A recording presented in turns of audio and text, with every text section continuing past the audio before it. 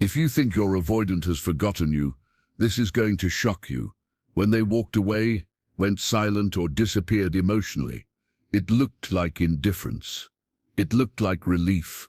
It looked like you stopped mattering. But avoidants don't stop thinking about you when they leave. That's when it actually starts. Silence doesn't mean peace. It means obsession. Not the romantic kind, not longing, but a quiet, relentless mental loop they never talk about. The truth is, avoidant psychology works in reverse. The moment distance is created, the nervous system finally has space to replay what it refused to feel in real time. Avoidants survive by suppressing emotion, not processing it. While they are with you, their mind stays busy controlling closeness. How much is too much? When to pull away? How to stay safe? But once you are gone, that control collapses. There is no external distraction anymore, no emotional buffer, and the mind starts filling the silence with you. Conversations replay, moments resurface. Things they never said get louder, not because they miss you the way you miss them, but because your presence exposed something they tried to bury. You became a mirror they didn't want to look into. You saw parts of them that felt unsafe to reveal. And when you left, that reflection didn't disappear. It followed them inward. That's why avoidants can seem calm on the outside while feeling unsettled inside. Their ego tells them they are fine. Their nervous system says otherwise. Obsession grows in silence, not connection. They don't reach out, because reaching out means vulnerability, and vulnerability feels like danger. So instead, they think, they analyze, they replay, they imagine versions of you moving on without them. And that thought alone can trigger a deep internal disturbance, not love, not regret, but the fear of being irrelevant. The fear that they mattered less than they believed. That's the part they can't stop thinking about. Most people believe avoidants move on fast. From the outside, it looks convincing. They go quiet, they detach, they appear unaffected. Sometimes they even seem happier, lighter, or more focused on their own life. This creates one of the biggest misunderstandings in attachment psychology. People assume speed equals healing. They assume silence equals closure. But avoidance is not detachment. It is suppression. And suppression is not the absence of feeling. It is the refusal to feel in real time. Avoidants do not process emotions as they happen. They postpone them, they compartmentalize them. They lock them away until the nervous system feels safe enough to let them surface. And that safety rarely exists during connection. It only appears after distance. While they are with you, their emotional energy is spent on control, control of closeness, control of dependency, control of how much they reveal and how much they hide. This is especially true in narcissistic style avoidance, where emotional distance becomes a form of power. Staying unreadable makes them feel protected. Staying detached makes them feel superior. But once the relationship ends or goes silent, that structure collapses. The role is gone. The dynamic is gone. And without constant regulation, the mind starts doing what the heart refused to do before. It replays, it revisits, it reanalyzes. The mind circles around unresolved moments because the emotional system never got to complete the experience. The heart does not forget just because the ego wants to. What is unprocessed does not disappear. It repeats. This is why avoidants often think about someone more after separation than during the relationship. During connection, feelings are dangerous. After distance, they are unavoidable. Narcissistic style avoidance intensifies this because the emotional bond was never mutual in expression, only in impact. Control replaced vulnerability. Distance replaced honesty. But the body remembers what the mind denied, and the nervous system keeps the score. This leads to the second truth most people don't understand. Avoidance can't stop thinking about you because you represent unfinished emotional business, not closure, not comfort, unfinished business. You were not just a partner or a presence, you were a trigger. Your closeness activated attachment wounds that existed long before you arrived, wounds around dependency, around being seen, around being emotionally needed. When you came close, those wounds surfaced, and instead of being healed, they were avoided. That avoidance didn't resolve them, it amplified them. Contrary to popular belief, avoidants do not fear loss as much as they fear emotional exposure. Loss is familiar, emotional exposure is not. Losing someone allows them to retreat into the self. Being emotionally seen forces them to confront parts of themselves they learned to suppress early in life. Your presence asked for intimacy, consistency, or emotional availability. Even if you never demanded it explicitly, your energy alone may have invited it. And that invitation felt threatening, so they pulled away. But pulling away doesn't turn off the emotional system, it only delays it. When you left or when the connection ended, the threat shifted.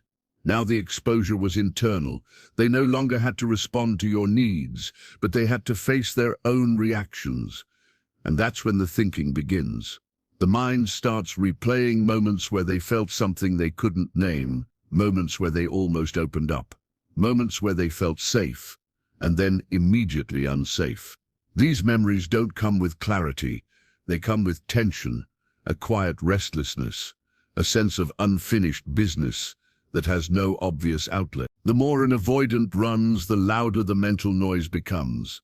Distance does not calm the attachment system, it activates it, especially when the other person stops chasing, stops explaining, or starts emotionally detaching themselves. That shift creates a rupture in the avoidance internal narrative. If you were supposed to be the one who cared more, why does your absence feel unsettling? If they were the detached one, why does your independence feel threatening? These questions don't surface consciously at first, they show up as intrusive thoughts. Sudden memories, imagined conversations, a fixation on what you might be doing now. In narcissistic style avoidance, this mental loop often centers around control and relevance.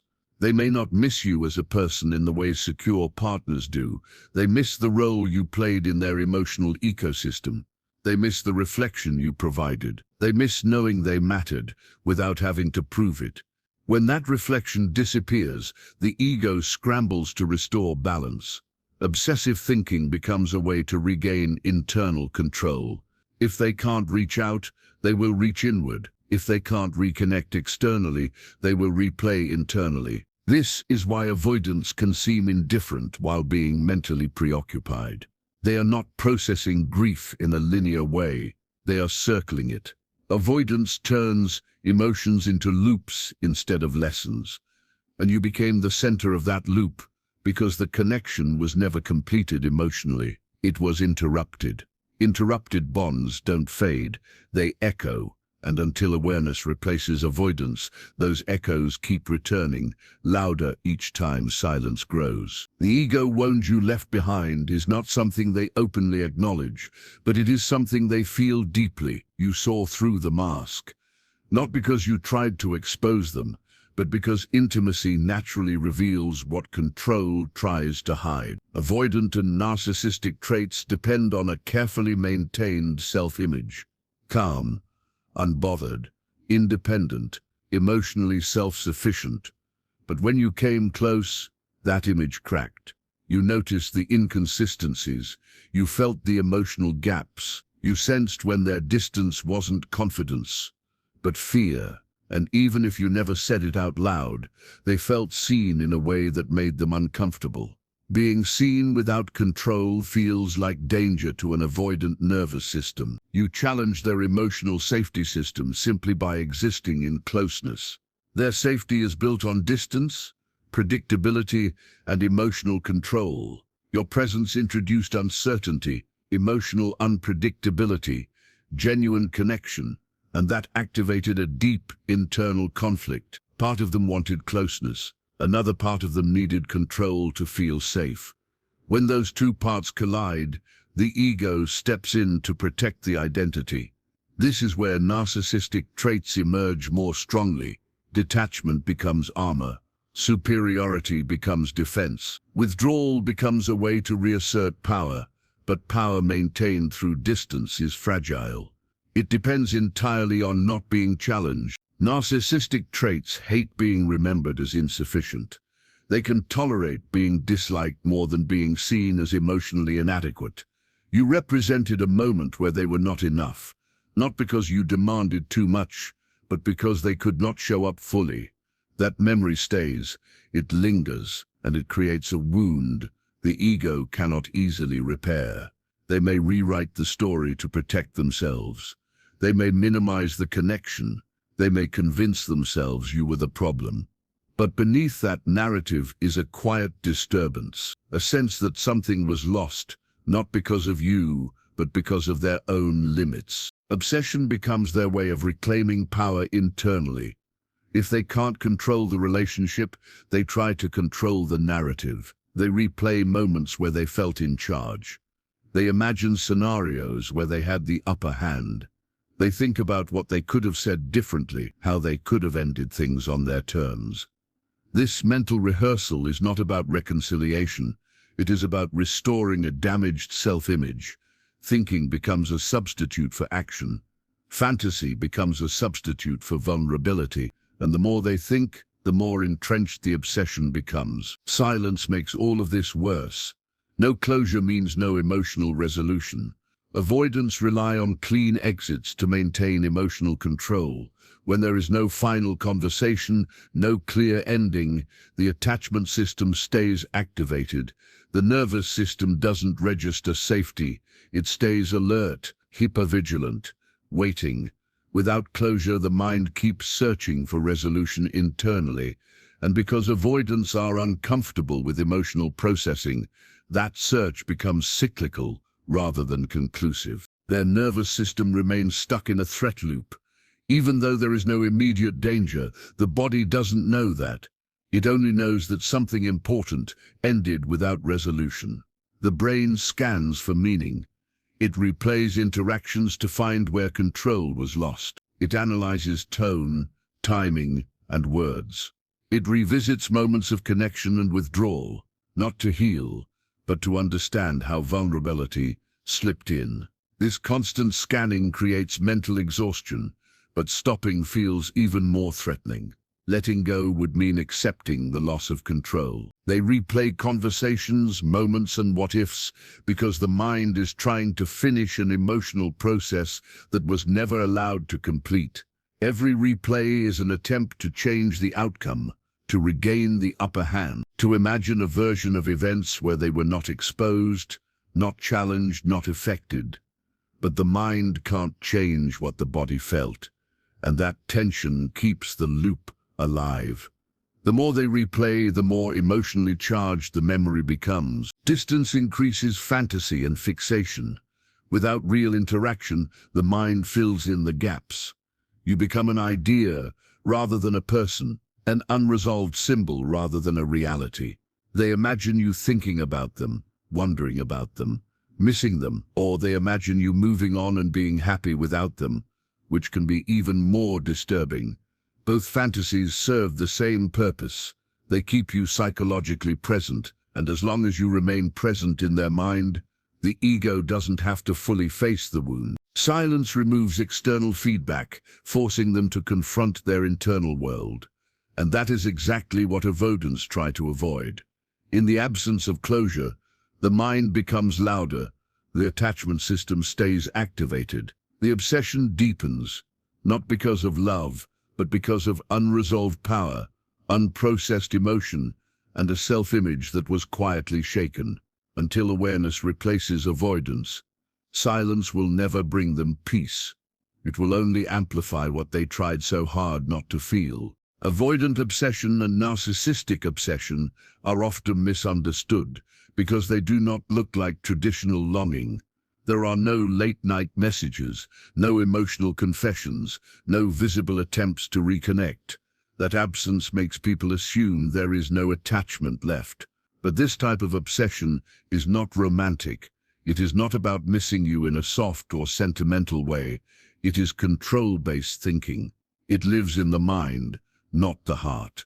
It revolves around power, relevance, and self-image rather than intimacy or reunion. The emotional system may be activated, but it is filtered through ego protection and fear. At the core of avoidant and narcissistic obsession are two quiet questions that repeat again and again. Did I still matter? Do they still think of me? These questions are rarely conscious at first. They emerge as mental checking, imagining your reaction, wondering if you noticed their absence, thinking about whether you replaced them easily or struggled without them. The obsession is not about wanting you back.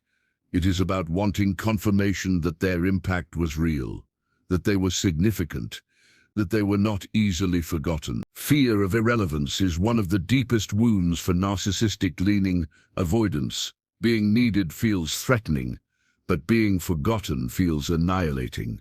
This creates a paradox. They push closeness away to feel safe, then obsess over whether they still hold psychological importance. Your silence becomes a mirror they cannot control. If you don't reach out, they don't know what they mean to you, and not knowing destabilizes their internal hierarchy. Obsession becomes a way to regain certainty without risking exposure. This is why their thinking often loops around imagined scenarios rather than real solutions. They picture running into you, they imagine how you would react. They fantasize about you, missing them or regretting the separation. Or they imagine you thriving without them, which can trigger anger, envy, or deeper fixation. All of these mental stories serve the same function. They keep their sense of self intact. They protect against the terror of being insignificant. Unlike secure attachment, which seeks connection to restore emotional balance, avoidant and narcissistic obsession seeks control to restore ego balance. It is not about mutual repair. It is about internal regulation. Thinking about you becomes a coping mechanism. As long as they are thinking, they feel in control of the narrative. Letting go would mean accepting that they cannot control how they are remembered, and that loss of control feels worse than the discomfort of obsession. This also explains why they often do not reach out, even when the mental preoccupation is intense. Reaching out would mean vulnerability. It would mean admitting that you affected them, that they miss something, that they are unsure. Vulnerability threatens the identity they rely on to feel safe. Especially for narcissistic-style avoidance, power is maintained through emotional independence. Admitting need feels like weakness, and weakness feels dangerous. Vulnerability also introduces the possibility of rejection. If they reach out and you do not respond, or if you respond with indifference, the ego wound deepens. Silence, on the other hand, protects their self-image. As long as they do not act, they can preserve the fantasy. They can tell themselves they are choosing distance, not being denied connection. This illusion of choice is crucial for their sense of control. They would rather suffer internally than risk rejection externally. Internal suffering is familiar. It can be managed through rationalization, distraction, or fantasy. External rejection threatens the carefully constructed self-concept. It confirms the fear they try to outrun, that they are not enough, that they are replaceable, that they lost power in the dynamic. So they stay silent, not because they don't care, but because caring feels too dangerous to reveal. Silence also allows them to avoid accountability. Reaching out might lead to difficult conversations, emotional truth, acknowledgement of hurt. Those moments require emotional presence, something avoidants struggle to sustain. Silence keeps the relationship frozen in time, where nothing has to be resolved and nothing has to be owned. But unresolved connections do not fade quietly.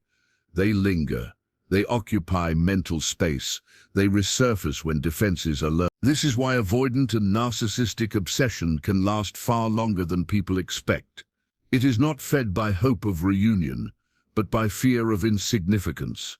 As long as they don't know where they stand in your mind, the attachment system stays activated.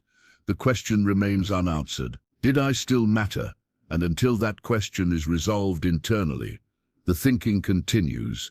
True closure for avoidance does not come from contact. It comes from self-awareness, from confronting the fear beneath the control, from realizing that power built on distance is unstable. But most never reach that stage. So they stay silent.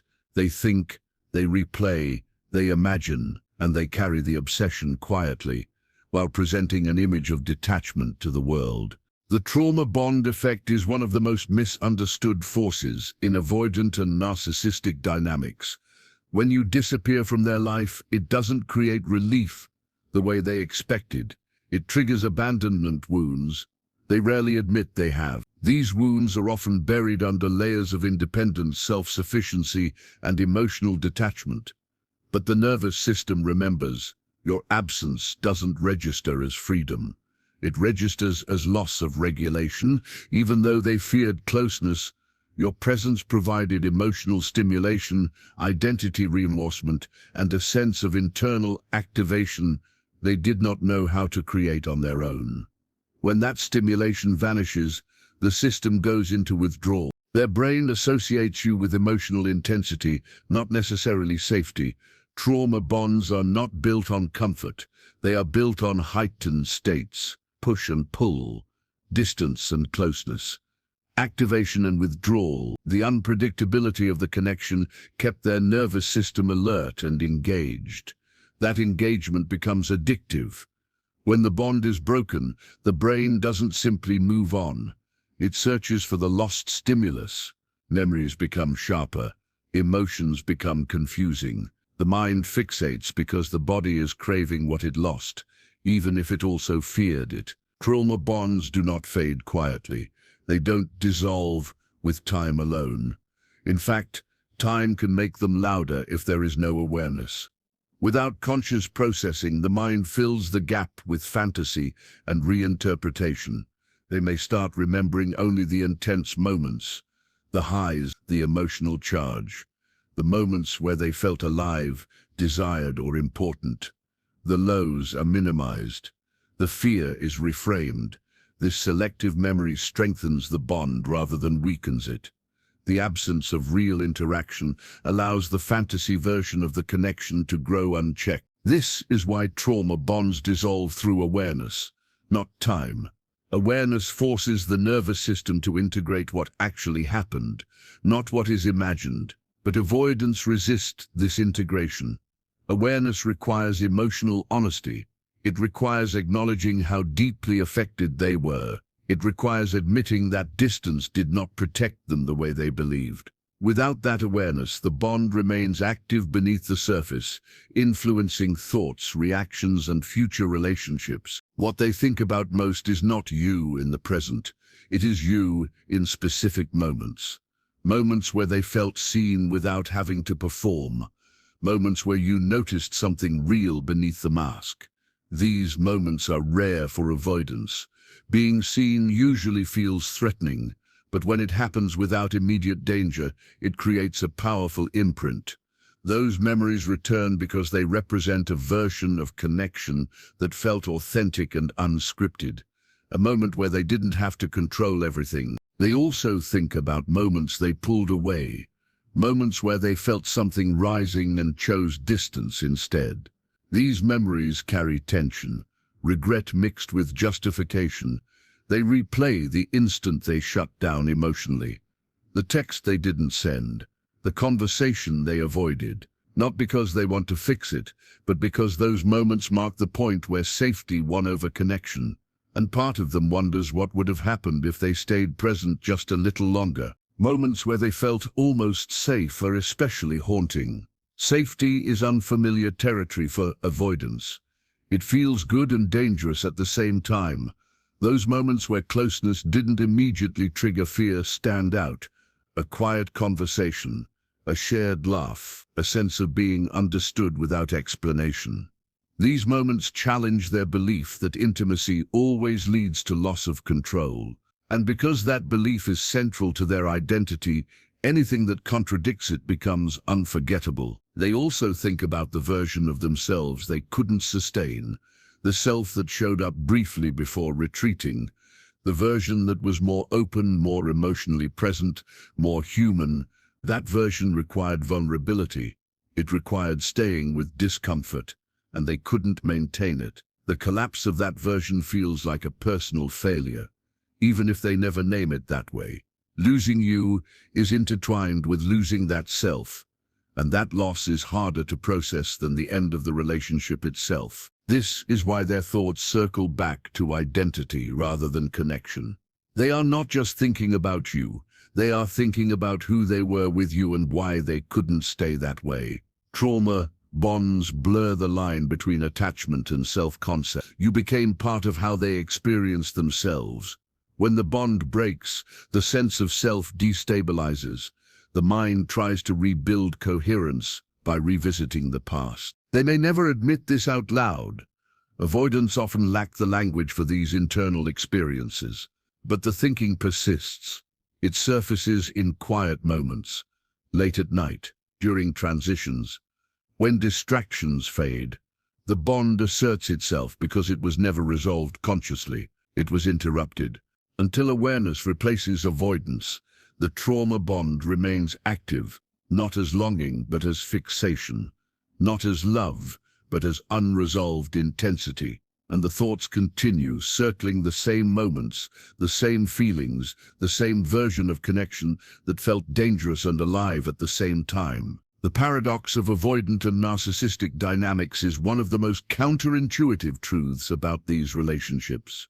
The more you detach and heal, the more they mentally cling. When you begin to reclaim your emotional independence, focus on your growth, and stop reacting to their push and pull patterns, it doesn't create relief in their mind.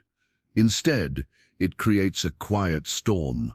Your detachment destabilizes their inner narrative. They have built a version of reality where they are in control, where your attention, availability, or need reinforces their identity.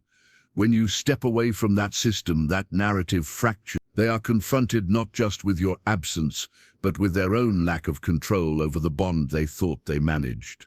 Growth in this context becomes the ultimate trigger. Your personal healing and autonomy force them to face the parts of themselves they avoided.